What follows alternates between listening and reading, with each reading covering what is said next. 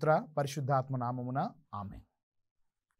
పరిశుద్ధులైన మా తండ్రి, మరొకసారి మా అందరికీ కూడా తపస్సు కాలం అనేది పుణ్యకాలాన్ని, పరిశుద్ధ దినాల్ని మాకు ప్రసాదించినందుకు మీకు స్తోత్రములు.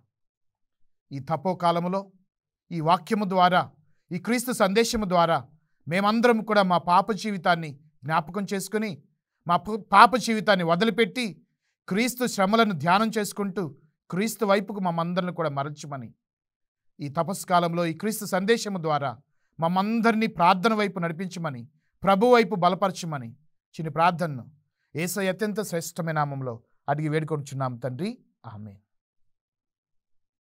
దివ్యవాణి ప్రేక్షకులందరికీ ఈ తపోకాలంలో క్రీస్తు సందేశము అనేది ఈ కార్యక్రమానికి, ఈ వాక్య పరిచర్యకి మేమందరినీ ప్రేమపూర్వకంగా ఆహ్వానిస్తూ ఉన్నాను. ప్రియులారా, తపస్సు కాలంలో అడుగుపెట్టి ఉన్నాం. ఈ తపస్సు కాల ప్రారంభ దినాల్లోనే నేను మీ అందరికీ ఒక చక్కని సందేశం, ఒక చిన్న సందేశాన్ని ఇవ్వాలనుకుంటున్నాను. ఈనాటి ధ్యానాంశం కూడా క్రీస్తు శ్రమలలో, సిలువ మార్గములో నీ పాత్ర. క్రీస్తు శ్రమలలో, సిలువ మార్గములో నీ పాత్ర ఏమిటి? ప్రియులారా, మనందరికీ తెలుసు, యేసు ప్రభు సిలువ మోసాడు. మనందరి పాపాల కోసం ఆయన భారమైన సిలువను ఎత్తుకున్నాడు. ఆయన సిలువ మోస్తున్న సందర్భంలో ఆనాటి ప్రజల, వివిధ రకాలైన ప్రజల స్పందన, వివిధ ప్రజల స్పందన ఏంటో నేను మీకు వివరిస్తాను. మన పాత్ర ఏంటో, మన స్పందన ఏంటో కూడా మనం తెలుసుకుందాం. మొదటిగా క్రీస్తు శ్రమలలో, ముఖ్యంగా క్రీస్తు సిలువ మార్గములో ఆయన సిలువ మోస్తూ ఉంటే యూదులు ఏమీ పట్టించుకోలే. వాళ్ళకి అసలు ఏమీ జరగనట్టే, అసలు అంత సాధారణంగానే, మామూలుగానే ఉంది వాళ్ళకి. ఎవరో తప్పు చేశారంట, ఎవరో ఏదో నేరం చేశారంట, మనకెందుకులే అని అసలు ఏమాత్రము స్పందించని వారు, అసలు ఏమాత్రము ఇసుమంతైన స్పందన లేని వారు యూదులు. అదే ఎవరో తప్పు చేశారు, ఏదో శిక్ష పడింది, ఎవరో సిలువ మోసుకుంటూ పోతున్నారు, పట్టించుకోవాలి. ఇది మొదటి రకపు ప్రజలు. రెండవ రకపు ప్రజలు, ఆయన సిలువ మోస్తూ ఉంటే ఆయన ద్వారా మేలులు పొందుకున్నవారు, ఆయన వాక్యానికి ముగ్ధులై వెళ్ళినప్పుడు 5,000 మంది ఆహారము పెట్టినప్పుడు మరి వారు కూడా కొంతమంది ఆయన ద్వారా మేలులు పొందుకొని రొట్టెలు తిని భోజనం స్వీకరించిన వారు, కొంతమంది ప్రియులారా, ముఖ్యంగా యెరూషలేము స్త్రీలు, అయ్యో ఓ మంచి మనిషిని, ఒక శక్తి కలిగినటువంటి మనిషిని, అద్భుతాలు చేసే ఆయన్ని సిలువేస్తున్నారా? అయ్యో, ఆయన మాకు ఆహారం పెట్టాడే, ఆయన వాక్యం వినడానికి వెళ్ళినప్పుడు పుష్టిగా, సంతృప్తిగా, తృప్తిగా రొట్టెలు పంచాడే, మా మనుషులకు బాగలేదంటే స్వస్థతనిచ్చాడే, కుంటి వాళ్ళకి కాలుని, చెవిటి వాళ్ళకి మరి వినికిడి శక్తిని, మూగవారికి మాట్లాడే శక్తినిచ్చారే, అయ్యో అటువంటి మంచి మనిషిని, అటువంటి దేవుణ్ణి సిలువేస్తున్నారే అని బోరున ఏడ్చిన యెరూషలేము స్త్రీలు రెండవ రకపు ప్రజలు. మొదటి రకం యూదులు, ఏ స్పందన లేదు. రెండవ రకపు ప్రజలు యెరూషలేము స్త్రీలు, అయ్యో పాపం ఆయన్ని సిలువేస్తున్నారా అని చెప్పి స్పందించి విలపించినవారు. యేసుప్రభు అన్నారు, యెరూషలేము స్త్రీలారా, నా కోసం ఏడవకండి, మీకోసం, మీ బిడ్డల కోసం ఏడవండి అన్నాడు. ఇక మూడవ రకపు స్పందన, మూడవ రకపు ప్రజలు ఎవరంటే సిరేనియా సిమోనుడు. బలవంతంగానో లేకపోతే ఇష్టంగానో అయిష్టంగానో కొంతమేర యేసు ప్రభు యొక్క భారాన్ని తన భుజముల మీద మోశాడు. కొంత దూరమైన ప్రభు యొక్క సిలువను మోయటం ద్వారా కొంత ఉపశమనాన్ని, కొంత ఊరటను ప్రభువుకి ఇవ్వగలిగాడు. తను కూడా ప్రభు శ్రమలో పాలు పంచుకున్నాడు. సిరేనియా సిమోనుడు మూడవ రకపు ప్రజలు. ఇక నాలుగవ రకపు ప్రజలు ఎవరంటే లూకా సువార్త 24వ అధ్యాయంలో, లూకా సువార్త 23వ అధ్యాయము, యేసయ్య వెంట యేసయ్యతో పాటుగా ఇంకో ఇద్దరు సిలువేశారు. ఎడమవైపు దొంగ, నీకు చేత అయితే నిన్ను రక్షించుకో, నన్ను రక్షించన్నాడు. కానీ కుడివైపు దొంగ, 4వ రకపు మనుషుల కింద వేస్తున్నాను, అయ్యా నేను పాపాత్ముణ్ణి, నన్ను క్షమించు యేసు, నన్ను క్షమించి నీ రాజ్యంలో నీ రాజ్యంలో నువ్వు ప్రవేశించినప్పుడు నన్ను కూడా చేర్చుకోయా అని చెప్పి పశ్చాత్తాపడి ప్రాధేయపడి తన రాజ్యములో తన పరలోకములో మరి స్థానాన్ని పొందుకున్న కుడివైపు దొంగ నాలుగోవాడు.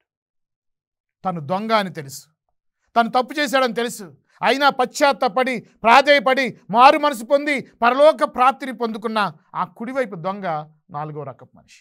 అంటే ప్రభు సిలువలో ఆయన చూసి వేదన పడి మార్పు చెంది, ఇదిగో ఆయన ఏ తప్పు చేయకుండానే మన పాపముల కోసం సిలువ మోస్తున్నాడు అని ఎడమవైపు దొంగకు బుద్ధి చెప్పి తాను పశ్చాత్తాపడయ్యా, నా తప్పులు మన్నించు, నీ చిత్తమైతే నీ రాజ్యంలో నన్ను కూడా చేర్చుకో.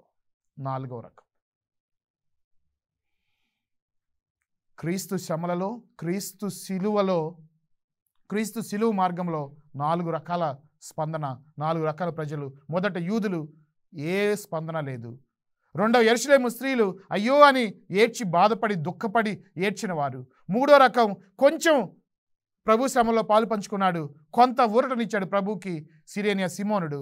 నాలుగవది కొంచెము కాదు, పూర్తిగా మారి తాను దొంగవాడైనప్పటికీ దుర్మార్గుడైనప్పటికీ ఎదుటివాడు చేస్తున్న పనిని మరి అతను తప్పును గద్దించి తాను కూడా మారు మనసు పొంది, యేసు నీ రాజ్యంలో నన్ను కూడా చేర్చుకోయా, నా పాపములు మన్నించయ్యా, నన్ను కూడా నీ రాజ్యంలో చేర్చుకో అని అడిగి మరి పరలోక ప్రాప్తిని పొందిన కుడివైపు దొంగ నాలుగోవాడు.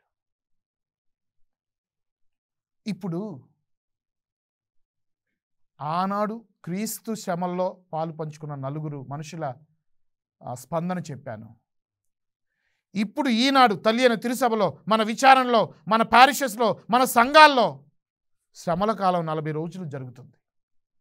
ఈ శ్రమల కాలంలో మన స్పందన ఏంటి? ఈ తపో కాలంలో, ఈ 40 దినాల పవిత్ర కాలంలో మన ప్రవర్తన, మన స్పందన ఎలా ఉంది? ఆనాడు ఏ విధంగా 4 రకపు ప్రజలు 4 రకాల స్పందనలు చూపించారో ఈనాడు కూడా అలాంటి స్పందనే, అలాంటి ప్రజలే ఉన్నారు. మొదటి రకం, అసలు ఇది తపస్సు కాలం, ఇవి పవిత్ర దినాలు, ఇవి శ్రమల దినాలు, ఉపవాసం చేయాలి, కొంత త్యాగం చేయాలి, అసలు ఈ ఆలోచన ఏమీ లేదు. అసలు వాళ్ళకి మామూలు దినాలు ఎలాగో తపస్సు కాల దినాలు అలాగే, అసలు స్పందనే లేదు. లేరా మన సంఘాల్లో ఇటువంటి వారు? అసలు ఇవి శ్రమల దినాలన్న ఊసే లేదు వాళ్ళకి, ఇవి పవిత్ర దినాలన్న ఆలోచన లేదు వాళ్ళకి. 365 దినాల్లో మామూలు దినాలు ఎలా ఉంటాయో ఈ 40 దినాలు కూడా అలానే ఉన్నాయి వాళ్ళకి. ఏ స్పందన లేని క్రైస్తవులు, నామమాత్రపు క్రైస్తవులు. ఈ శ్రమల దినాలు, ఇదిగో ఉపవాసాలు ఉన్నాయి, పుణ్యయాత్రలు ఉన్నాయి, ప్రార్థనలు ఉన్నాయి, ప్రార్థనా కూటాలు ఉన్నాయి, అన్నదాన కార్యక్రమాలు ఉన్నాయి, శిలువ యాత్రలు ఉన్నాయి, పుణ్యయాత్రలు ఉన్నాయి. కాస్త స్పందించదాం, కాస్త ముందు ఏమీ లేదు. అసలు వాళ్ళకి ఏమీ ఎరగరు. అసలు వాళ్ళు గుడికి రారు, వాళ్ళకు ఒక ఉపవాసం లేదు, ఒక విభూతి బుధవారం లేదు, ఒక పవిత్ర వారం, ఏ విధమైన స్పందన లేని క్రైస్తవులు, నామమాత్ర క్రైస్తవులు మన సంఘాల్లో ఉన్నారు ఈరోజు కూడా. ప్రియ క్రైస్తవుడా, ఆ కోలో నువ్వున్నావేమో చూసుకో. దేవుడిచ్చినటువంటి అవకాశం 40 దినాల ఉపవాస దినాలు, దేవుడిచ్చినటువంటి గొప్ప వరం ఈ 40 దినాల పవిత్ర దినాలు. కనీసం ఇప్పుడైనా, 2 కొరింథీయులకు రాసిన లేఖ, ఇప్పుడైనా ఇవే అనుకూలమైన దినాలు, ఇప్పుడైనా నువ్వు మారు మనసు పొందు, ఇప్పుడైనా నువ్వు పశ్చాత్తాప హృదయంతో ప్రభు చెందుకు రా. ఇప్పుడు కూడా రాకపోతే ఇంకెప్పుడు వస్తావు?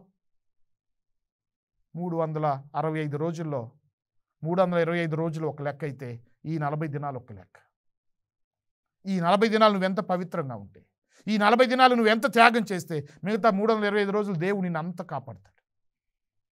మరి ఆనాటి యూదులు ఏ విధంగా స్పందన లేకుండా ఉన్నారో ఈనాటి క్రైస్తవులు కూడా చాలామంది అని నేను చెప్పను, కానీ కొంతమంది ఏ విధమైన స్పందన లేకుండా యథావిధిగానే లేచామా, వెళ్ళామా, వచ్చామా, పనుకున్నామా, నిద్రపోయామా, స్పందన లేని క్రైస్తవులు ఉంటున్నారు.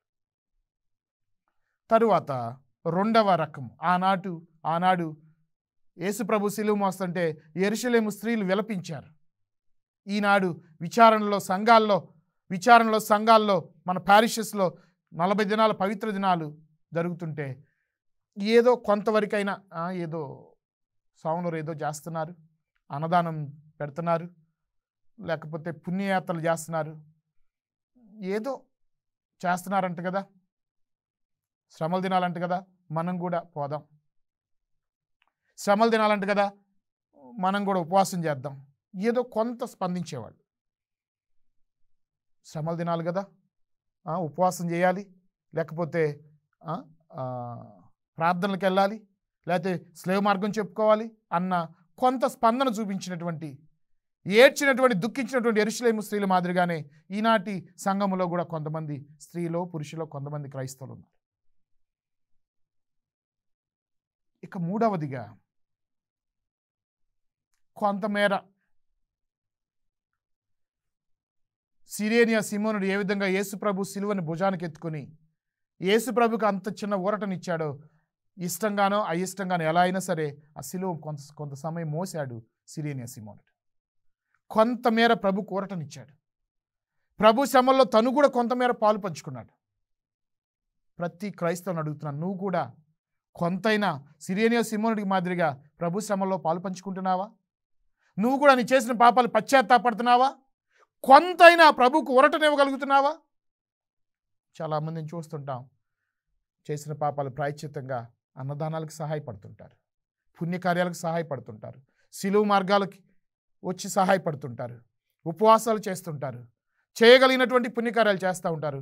కొంతవరకైనా ప్రభుకి ప్రభు యొక్క శ్రమలో పాలు పంచుకుంటున్నారు కొంతమంది. ఇక నాలుగవది కుడివైపు దొంగ, తాను దొంగనని తెలిసి కూడా, తాను పాపాత్రుని తెలిసి కూడా ప్రభు శరణు వేడి, ప్రభువుని బతిమలాడుకొని అయ్యా నన్ను క్షమించని వేడుకొని మారు మనసు పొంది చివరికి పరలోక ప్రాప్తిని పొందిన కుడివైపు దొంగ. ఇదండి మనందరం చేయాల్సింది. మారు మనసు పొందాలి. ప్రభు పడిన బాధలు, ప్రభు చిందిన రక్తం, ప్రభు పొందిన వేదనలు, వీటిని చూసి కూడా మనలో మార్పు రాకపోతే, వీటిని చూసి కూడా మనం మారు మనసు పొందకపోతే, మనం పశ్చాత్తాపడకపోతే ఇంకెందుకండి? ఈ శ్రమల దినాలు దేవుడిచ్చిన అద్భుతమైన అవకాశ దినాలు. ఇవే అనుకూలమైన దినాలు. స్పందించండి, మారు మనసు పొందండి. అయ్యా నీ రాజ్యంలో నన్ను కూడా చేర్చుకో అని ఏ విధంగా అయితే వేడుకున్నాడో కుడివైపు దొంగ, మనం కూడా ఈ శ్రమల దినాల్లో స్పందించి మన పాపాత్ములు అయినప్పటికీ ప్రభు ముందు మన పాపాలు ఒప్పుకొని ప్రభువుని వేడుకొని అయ్యా నీ రాజ్యంలో నన్ను కూడా చేర్చుకో అని చెప్పి మరి ప్రభు శ్రమల్లో పాలు పంచుకొని ప్రభు దీవెనలో కూడా మనం పాలు పంచుకుందాం. ప్రియులారా, ఆలోచించండి. ఏ స్పందన లేని వాళ్ళలాగా ఉంటావా? కొంచెమైనా స్పందించిన ఆ యెరూషలేము స్త్రీలాగా ఉంటావా? లేకపోతే కొంత అయినా ఊరటనిచ్చిన శ్రమలో పాలు పంచుకున్న సిరియనే సీమోను లాగా ఉంటావా?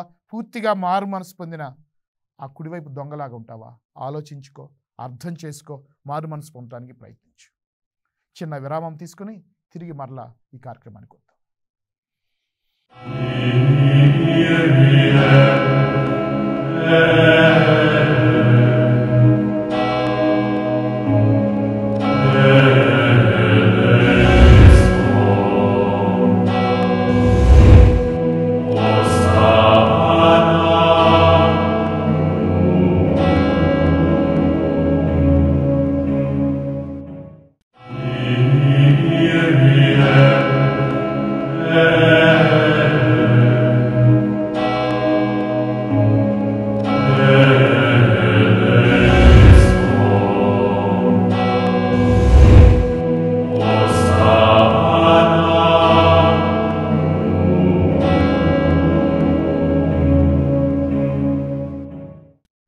ఆనాడు క్రీస్తు సిలువ మోస్తూ ఉన్నప్పుడు యూదులు మొదటిగా చూశారు, వాళ్ళ దగ్గర ఏ స్పందన లేదు.